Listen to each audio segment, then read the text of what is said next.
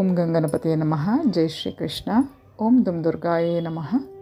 ಇಂದಿನ ಈ ವಿಡಿಯೋದಲ್ಲಿ ಭಗವದ್ಗೀತೆಯ ಅಧ್ಯಾಯ 6 ಧ್ಯಾನಯೋಗದ ಶ್ಲೋಕ 41ರಿಂದ 45ರವರೆಗೆ ಕವರ್ ಮಾಡಲಾಗಿದೆ.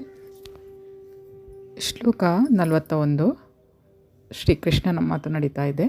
ಪ್ರಾಪ್ಯ ಪುಣ್ಯಕೃತಾಂ ಲೋಕಾನ್ ಉಷಿತ್ವ ಶಾಶ್ವತೀ ಸಮಾಹ ಶುಚೀನಾಂ ಶ್ರೀಮತಾಂ ಗೇಹೆ ಯೋಗಭ್ರಷ್ಟ ಅಭಿಜಾಯತೆ. ಯೋಗಭ್ರಷ್ಟನು ಪುಣ್ಯಜೀವಿಗಳ ಲೋಕಗಳಲ್ಲಿ ಬಹುಕಾಲ ಸಂತೋಷವಾಗಿದ್ದು ಆ ನಂತರ ಧರ್ಮಾತ್ಮರ ಮನೆಯಲ್ಲಿ ಅಥವಾ ಶ್ರೀಮಂತ ಕುಟುಂಬದಲ್ಲಿ ಹುಟ್ಟುವನು. ಯಶಸ್ಸನ್ನು ಸಾಧಿಸುವ ಯೋಗಿಗಳಲ್ಲಿ 2 ವರ್ಗಗಳು. ಒಂದು ವರ್ಗದವರು ಅತ್ಯಲ್ಪ ಪ್ರಗತಿಯ ನಂತರ ಭ್ರಷ್ಟರಾದವರು, ಇನ್ನೊಂದು ವರ್ಗದವರು ದೀರ್ಘಕಾಲ ಯೋಗಾಭ್ಯಾಸ ಮಾಡಿ ಭ್ರಷ್ಟರಾದವರು. ಸ್ವಲ್ಪ ಕಾಲ ಅಭ್ಯಾಸ ಮಾಡಿ ಭ್ರಷ್ಟನಾದ ಯೋಗಿಯು ಪುಣ್ಯಜೀವಿಗಳು ಪ್ರವೇಶಿಸಬಹುದಾದ ಉತ್ತಮ ಲೋಕಗಳಿಗೆ ಹೋಗುತ್ತಾನೆ. ಅಲ್ಲಿ ಬಹುಕಾಲ ಇದ್ದ ನಂತರ ಅವನನ್ನು ಮತ್ತೆ ಈ ಲೋಕಕ್ಕೆ ಕಳಿಸಲಾಗುತ್ತದೆ. ಅವನು ಧರ್ಮಿಷ್ಠನಾದ ಬ್ರಾಹ್ಮಣನ ಅಥವಾ ವೈಷ್ಣವನ ಸಂಸಾರದಲ್ಲಾಗಲಿ ಶ್ರೀಮಂತ ವರ್ತಕರ ಮನೆಯಲ್ಲಾಗಲಿ ಹುಟ್ಟುತ್ತಾನೆ. ಈ ಅಧ್ಯಾಯದ ಕೊನೆಯ ಶ್ಲೋಕದಲ್ಲಿ ವಿವರಿಸಿರುವಂತೆ ಯೋಗಾಭ್ಯಾಸದ ನಿಜವಾದ ಉದ್ದೇಶ ಕೃಷ್ಣ ಪ್ರಜ್ಞೆಯ ಅತಿ ಉನ್ನತ ಪರಿಪೂರ್ಣತೆಯನ್ನು ಸಾಧಿಸುವುದು. ಆದರೆ ಇಷ್ಟರ ಮಟ್ಟಿಗೆ ಪಟ್ಟು ಹಿಡಿದು ಶ್ರಮ ಪಡದೇ ಇರುವವರಿಗೆ ಮತ್ತು ಐಹಿಕ ಪ್ರಲೋಭನೆಗಳ ದೆಸೆಯಿಂದ ವಿಫಲರಾಗುವವರಿಗೆ ಭಗವಂತನ ಕೃಪೆಯಿಂದ ತಮ್ಮ ಐಹಿಕ ಪ್ರವೃತ್ತಿಗಳನ್ನು ಸಂಪೂರ್ಣವಾಗಿ ಬಳಸಿಕೊಳ್ಳಲು ಅವಕಾಶ ಇರುತ್ತದೆ. ಆನಂತರ ಅವರಿಗೆ ಧರ್ಮಿಷ್ಠ ಅಥವಾ ಶ್ರೀಮಂತ ಕುಟುಂಬಗಳಲ್ಲಿ ಅನುಕೂಲ ಸ್ಥಿತಿಯಲ್ಲಿ ಬಾಳಲು ಅವಕಾಶಗಳು ಲಭ್ಯ ಆಗುತ್ತವೆ. ಇಂತಹ ಸಂಸಾರಗಳಲ್ಲಿ ಹುಟ್ಟಿದವರು ಸೌಲಭ್ಯಗಳನ್ನು ಸದುಪಯೋಗ ಮಾಡಿಕೊಂಡು ಪೂರ್ಣ ಕೃಷ್ಣ ಪ್ರಜ್ಞೆಗೆ ಏರಲು ಪ್ರಯತ್ನಿಸಬಹುದು. ಶ್ಲೋಕ 42ರಲ್ಲಿ ಈ ರೀತಿ ಹೇಳಲಾಗಿದೆ. ಅಥವಾ ಯೋಗೀನಾಂ ಏವ ಕುಲೇ ಭವತಿ ಧೀಮತಾಂ ಏತತ್ ಹಿ ದುರ್ಲಭ ತರಂ ಲೋಕೆ ಜನ್ಮಯತ್ ಈದೃಶಂ. ಅಥವಾ ದೀರ್ಘಕಾಲದ ಯೋಗಾಭ್ಯಾಸದ ಆನಂತರ ವಿಫಲನಾಗಿದ್ದಲ್ಲಿ ಅವನು ಧೀಮಂತರಾದ ಆಧ್ಯಾತ್ಮಿಕವಾದಿಗಳ ಕುಟುಂಬದಲ್ಲಿ ಜನಿಸುವನು. ನಿಶ್ಚಯವಾಗಿಯೂ ಈ ಜಗತ್ತಿನಲ್ಲಿ ಇಂತಹ ಜನ್ಮ ದುರ್ಲಭತರವಾದದ್ದು. ಧೀಮಂತರಾದ ಯೋಗಿಗಳ ಕುಟುಂಬದಲ್ಲಿ ಜನ್ಮ ತಾಳುವುದನ್ನು ಇಲ್ಲಿ ಹೊಗಳಿದೆ. ಏಕೆಂದರೆ ಇಂತಹ ಸಂಸಾರದಲ್ಲಿ ಹುಟ್ಟಿದ ಮಗುವಿಗೆ ಅವನ ಬಾಳಿನ ಪ್ರಾರಂಭದಿಂದಲೇ ಒಂದು ಆಧ್ಯಾತ್ಮಿಕ ಚಾಲನಾ ಶಕ್ತಿ ದೊರೆಯುತ್ತದೆ. ವಿಶೇಷವಾಗಿ ಆಚಾರ್ಯರ ಅಥವಾ ಗೋಸ್ವಾಮಿಗಳ ಕುಟುಂಬದಲ್ಲಿ ಹೀಗಾಗುತ್ತದೆ. ಪರಂಪರೆಯಿಂದಲೂ ಶಿಕ್ಷಣದಿಂದಲೂ ಇಂತಹ ಸಂಸಾರಗಳಲ್ಲಿ ವಿದ್ವತ್ತು, ದೈವ ಭಕ್ತಿ ಇರುತ್ತವೆ. ಆದ್ದರಿಂದ ಅವರು ಗುರುಗಳಾಗುತ್ತಾರೆ. ಭಾರತದಲ್ಲಿ ಇಂತಹ ಆಚಾರ್ಯರ ಕುಟುಂಬಗಳು ಹಲವಾರು ಇವೆ. ಆದರೆ ಸಾಕಷ್ಟು ವಿದ್ಯೆ ಮತ್ತು ತರಬೇತಿ ಇಲ್ಲದೆ ಅವು ಹೀನ ಸ್ಥಿತಿಗೆ ಬಂದಿವೆ. ಭಗವಂತನ ಕೃಪೆಯಿಂದ ಪ್ರತಿ ಪೀಳಿಗೆಯಲ್ಲೂ ಯೋಗಿಗಳನ್ನು ಬೆಳೆಸುವ ಇಂತಹ ಕುಟುಂಬಗಳು ಇನ್ನೂ ಇವೆ. ಇಂತಹ ಸಂಸಾರಗಳಲ್ಲಿ ಜನ್ಮ ತಾಳುವುದು ಒಂದು ಸೌಭಾಗ್ಯ. ನಮ್ಮ ಗುರುಗಳಾದ ಓಂ ವಿಷ್ಣುಪಾದ ಶ್ರೀಮದ್ ಭಕ್ತಿ ಸಿದ್ಧಾಂತ ಸರಸ್ವತಿ ಗೋಸ್ವಾಮಿ ಮಹಾರಾಜರು ಮತ್ತು ನಾವು ಇಬ್ಬರು ಭಗವಂತನ ಕೃಪೆಯಿಂದ ಇಂತಹ ಕುಟುಂಬಗಳಲ್ಲಿ ಹುಟ್ಟುವ ಭಾಗ್ಯವನ್ನು ಪಡೆದಿದ್ದೆವು ಮತ್ತು ಇಬ್ಬರು ನಮ್ಮ ಬಾಳಿನ ಪ್ರಾರಂಭದಿಂದಲೇ ಭಗವಂತನ ಭಕ್ತಿಪೂರ್ವಕ ಸೇವೆಯಲ್ಲಿ ಶಿಕ್ಷಣವನ್ನು ಪಡೆದೆವು. ಮುಂದೆ ಆಧ್ಯಾತ್ಮಿಕ ವ್ಯವಸ್ಥೆಯಲ್ಲಿ ನಾವು ಸಂಧಿಸಿದೆವು. ಶ್ಲೋಕ 43 ತತ್ರ ತಂ ಬುದ್ಧಿ ಸಂಯೋಗಂ ಲಭತೆ ಪೂರ್ವ ದೇಹಿಕಂ ಯತತೆ ಚ ತತಃ ಭೂಯಃ ಸಂಸಿದ್ಧೌ ಕುರುನಂದನ. ಕುರುನಂದನನೇ, ಇಂತಹ ಜನ್ಮವನ್ನು ತಳೆದ ಮೇಲೆ ಆತನು ತನ್ನ ಪೂರ್ವ ಜನ್ಮದ ದೈವಿ ಪ್ರಜ್ಞೆಯನ್ನು ಮತ್ತೆ ಎಚ್ಚರಿಸಿಕೊಳ್ಳುತ್ತಾನೆ ಮತ್ತು ಸಂಪೂರ್ಣ ಯಶಸ್ಸನ್ನು ಗಳಿಸುವುದಕ್ಕಾಗಿ ಇನ್ನೂ ಪ್ರಗತಿಯನ್ನು ಸಾಧಿಸಲು ಪ್ರಯತ್ನಿಸುತ್ತಾನೆ.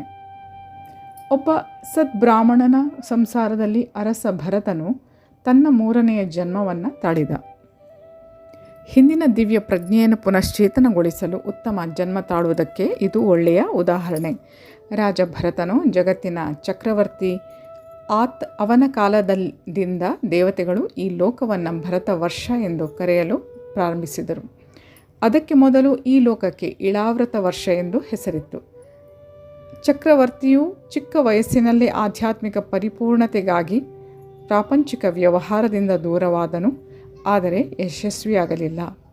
ಮುಂದಿನ ಜನ್ಮದಲ್ಲಿ ಆತನು ಒಬ್ಬ ಒಳ್ಳೆಯ ಬ್ರಾಹ್ಮಣ ಕುಟುಂಬದಲ್ಲಿ ಹುಟ್ಟಿದ. ಅವನು ಯಾವಾಗಲೂ ಒಬ್ಬನೇ ಇದ್ದು ಯಾರೊಡನೆಯೂ ಮಾತನಾಡುತ್ತಿರಲಿಲ್ಲ. ಆದ್ದರಿಂದ ಅವನಿಗೆ ಜಡ ಭರತ ಎಂಬ ಹೆಸರು ಬಂತು. ಮುಂದೆ ಅರಸ ರಹುಗಣನು ಅವನನ್ನು ಅತಿ ಶ್ರೇಷ್ಠ ಯೋಗಿ ಎಂದು ಕಂಡನು. ಅವನ ಜೀವನದಿಂದ ಆಧ್ಯಾತ್ಮಿಕ ಪ್ರಯತ್ನಗಳು ಅಥವಾ ಯೋಗಾಭ್ಯಾಸವು ವ್ಯರ್ಥವಾಗುವುದೇ ಇಲ್ಲ ಎಂದು ತಿಳಿಯುತ್ತದೆ. ಭಗವಂತನ ಕೃಪೆಯಿಂದ ಯೋಗಿಗೆ ಕೃಷ್ಣ ಪ್ರಜ್ಞೆಯಲ್ಲಿ ಪರಿಪೂರ್ಣತೆಯನ್ನು ಪಡೆದುಕೊಳ್ಳಲು ಮತ್ತೆ ಮತ್ತೆ ಅವಕಾಶಗಳು ಲಭ್ಯವಾಗುತ್ತವೆ. ಶ್ಲೋಕ 44. ಪೂರ್ವ ಅಭ್ಯಾಸೇನ ತೇನ ಏವ ಹ್ರಿಯತೆ ಹಿ ಅವಶಃ ಅಪಿ ಸಹ ಜಿಜ್ಞಾಸು ಅಪಿ ಯೋಗಸ್ಯ ಶಬ್ದ ಬ್ರಹ್ಮ ಅತಿವರ್ತತೆ. ತನ್ನ ಹಿಂದಿನ ಜನ್ಮದ ದೈವಿ ಪ್ರಜ್ಞೆಯ ಪ್ರಭಾವದಿಂದ ಆತನು ಯೋಗದ ತತ್ವಗಳನ್ನು ಅರಸದಿದ್ದರೂ ತಂತಾನೇ ಅವುಗಳಿಂದ ಆಕರ್ಷಿತನಾಗುತ್ತಾನೆ. ಇಂತಹ ಜಿಜ್ಞಾಸುವಾದ ಆಧ್ಯಾತ್ಮಿಕವಾದಿಯು ಯಾವಾಗಲೂ ಶಾಸ್ತ್ರ ಗ್ರಂಥಗಳ ವಿಧಿಗಳ ತತ್ವಗಳನ್ನು ಮೀರಿರುತ್ತಾನೆ. ಪ್ರಬುದ್ಧ ಯೋಗಿಗಳಿಗೆ ಶಾಸ್ತ್ರ ಗ್ರಂಥಗಳ ವಿಧಿಗಳ ಆಕರ್ಷಣೆ ಹೆಚ್ಚಿರುವುದಿಲ್ಲ, ಆದರೆ ಅವರನ್ನು ಯೋಗ ತತ್ವಗಳು ಆಕರ್ಷಿಸುತ್ತವೆ. ಈ ತತ್ವಗಳು ಅವರನ್ನು ಯೋಗದ ಅತ್ಯುನ್ನತ ಪರಿಪೂರ್ಣತೆಯಾದ ಪೂರ್ಣ ಕೃಷ್ಣ ಪ್ರಜ್ಞೆಗೆ ಏರಿಸಬಲ್ಲವು. ಇಲ್ಲಿ ಒಂದು ಪ್ರಸಿದ್ಧ ನಿದರ್ಶನವನ್ನು ಚೈತನ್ಯ ಮಹಾಪ್ರಭುಗಳು ತೋರಿಸಿಕೊಟ್ಟಿದ್ದಾರೆ. ಅದರ ಬಗ್ಗೆ ಉಲ್ಲೇಖ ಮಾಡಲಾಗಿದೆ. ಅವರು ಠಾಕೂರ ಹರಿದಾಸರನ್ನು ತಮ್ಮ ಅತ್ಯಂತ ಪ್ರಮುಖ ಶಿಷ್ಯರಲ್ಲಿ ಒಬ್ಬರನ್ನಾಗಿ ಸ್ವೀಕರಿಸಿದರು. ಠಾಕೂರ ಹರಿದಾಸರು ಮುಸ್ಲಿಂ ಕುಟುಂಬದಲ್ಲಿ ಹುಟ್ಟಿದ್ದರು. ಅವರು ಭಗವಂತನ ಪವಿತ್ರವಾದ ಹೆಸರುಗಳನ್ನು ಹರೇ ಕೃಷ್ಣ ಹರೇ ಕೃಷ್ಣ ಕೃಷ್ಣ ಕೃಷ್ಣ ಹರೇ ಹರೇ ಹರೇ ರಾಮ ರಾಮ ರಾಮ ಹರೇ ಹರೇ ಎಂದು ಪ್ರತಿನಿತ್ಯ 3,00,000 ಬಾರಿ ಜಪ ಮಾಡುವ ನಿಯಮವನ್ನು ಕಟ್ಟುನಿಟ್ಟಾಗಿ ಪಾಲಿಸಿಕೊಂಡು ಬಂದಿದ್ದರು. ಈ ಕಾರಣಕ್ಕಾಗಿ ಚೈತನ್ಯ ಮಹಾಪ್ರಭುಗಳು ಅವರನ್ನು ನಾಮಾಚಾರ್ಯರ ಸ್ಥಾನಕ್ಕೆ ಏರಿಸಿದರು. ಅವರು ಸದಾ ಭಗವಂತನ ಪವಿತ್ರ ನಾಮವನ್ನು ಸಂಕೀರ್ತನ ಮಾಡುತ್ತಿದ್ದರಿಂದ ಅವರು ಶಬ್ದ ಬ್ರಹ್ಮ ಎಂದು ಹೆಸರಾದ ವೈದಿಕ ವಿದ್ಯುಕ್ತ ವಿಧಾನಗಳನ್ನೆಲ್ಲ ಹಿಂದಿನ ಜನ್ಮದಲ್ಲಿ ಮಾಡಿ ಮುಗಿಸಿರಬೇಕೆಂದು ತಿಳಿಯಲಾಗಿತ್ತು.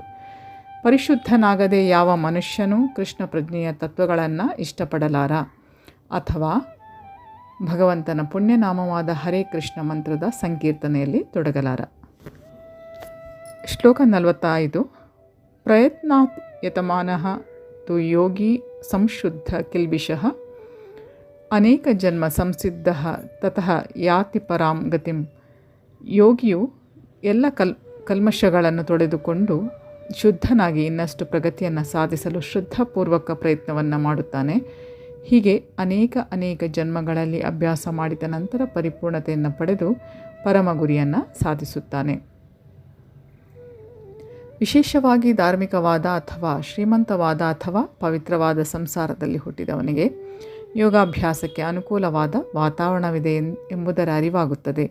ಆದ್ದರಿಂದ ಆತನು ಅಪೂರ್ಣವಾದ ತನ್ನ ಕಾರ್ಯವನ್ನು ದೃಢ ಸಂಕಲ್ಪದಿಂದ ಮುಂದುವರಿಸುತ್ತಾನೆ.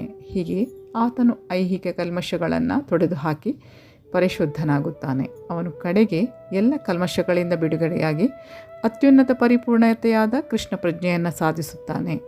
ಎಲ್ಲ ಕಲ್ಮಶಗಳಿಂದ ಮುಕ್ತನಾದ ಪರಿಪೂರ್ಣ ಹಂತ ಕೃಷ್ಣ ಪ್ರಜ್ಞೆ. ಇದನ್ನು ಭಗವದ್ಗೀತೆಯು ದೃಢಪಡಿಸುತ್ತದೆ. ಹಲವಾರು ಜನ್ಮಗಳಲ್ಲಿ ಪುಣ್ಯ ಕಾರ್ಯಗಳನ್ನು ಮಾಡಿ ಎಲ್ಲ ಕಲ್ಮಶಗಳಿಂದ ಮತ್ತು ಎಲ್ಲ ಮಾಯಾದ್ವಂದ್ವಗಳಿಂದ ಸಂಪೂರ್ಣವಾಗಿ ಬಿಡುಗಡೆಯನ್ನು ಪಡೆದ ನಂತರ ಮನುಷ್ಯನು ಭಗವಂತನ ದಿವ್ಯ ಪ್ರೇಮಪೂರ್ವಕ ಸೇವೆಯಲ್ಲಿ ತೊಡಗುತ್ತಾನೆ. ಮೈ ಡಿಯರ್ ಫ್ರೆಂಡ್ಸ್, ಈ ವಿಡಿಯೋವನ್ನು ಮುಕ್ತಾಯಗೊಳಿಸುವ ಮೊದಲು ಈ ವಿಡಿಯೋವನ್ನು ಮಾಡಲಿಕ್ಕೆ ಸಹಕರಿಸಿದ ಹಾಗೂ ಪ್ರತ್ಯಕ್ಷವಾಗಿ ಪರೋಕ್ಷವಾಗಿ ನನಗೆ ಸಿಕ್ಕಿದಂತಹ ವಿಚಾರಗಳು, ಮಾಹಿತಿಗಳು, ಸಂಸ್ಥೆಗಳು, ವ್ಯಕ್ತಿಗಳು ಪ್ರತಿಯೊಬ್ಬರಿಗೆ ಧನ್ಯವಾದವನ್ನು ಹೇಳುತ್ತಾ ಕೃತಜ್ಞತೆಯ ಭಾವನೆಯೊಂದಿಗೆ ಈ ವಿಡಿಯೋವನ್ನು ಮುಕ್ತಾಯಗೊಳಿಸ್ತಾ ಇದ್ದೇನೆ. ಇನ್ನು ಮುಂದಿನ ವಿಡಿಯೋದ ಮೂಲಕ ತಮ್ಮನ್ನು ಮತ್ತೆ ಭೇಟಿಯಾಗ್ತೇನೆ. ಮುಂದಿನ ಶ್ಲೋಕಗಳನ್ನು ಮುಂದಿನ ವಿಡಿಯೋದಲ್ಲಿ ತಮ್ಮ ಮುಂದಿಡ್ತೇನೆ. ಅಲ್ಲಿಯವರೆಗೆ ಧನ್ಯವಾದಗಳು. Please take care. Have a good day. ಜೈ ಶಿವಶಕ್ತಿ, ಜೈ ಮಾ ಕಾಳಿ, ಜೈ ಶ್ರೀಕೃಷ್ಣ. ಶ್ರೀಕೃಷ್ಣ ಅರ್ಪಣಮಸ್ತು. Thank you.